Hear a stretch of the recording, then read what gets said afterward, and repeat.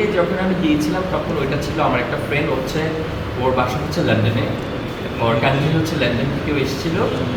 ও মালয়েশিয়াতে এসেছিল আমার সাথে দেখা করতে লন্ডন থেকে।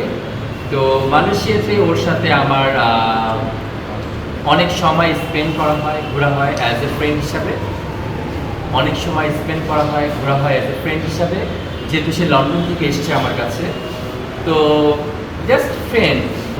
আসলে আমি ভবিষ্যতে সিনেমা করার আমার কোনো ইচ্ছা নাই, মানে কোনো আগ্রহই নাই। আমি যে প্রফেশনে আছি, আমি আমার এই প্রফেশনটাকে অনেক ভালোবাসি।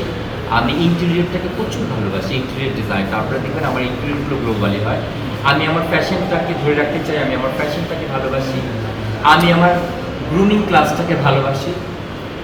তো এই জিনিসগুলো ভালোবাসি। এখন তো আমি শোস্টেপার হয়ে আসি, এই জিনিসগুলো আমার আমাদের কিসের মানে সহকর্মী না না, না, আমি আসলে আমি আমরা না, সবচেয়ে বড় কথা যে আসলে কখন আমি আপনাদের আজকে একটা জিনিস ক্লিয়ার করতে চাই ভাই, তার পার্সোনালিটি আর আমার পার্সোনালিটি কিন্তু এক না, এটা প্রথমত আপনারা মনে রাখবেন।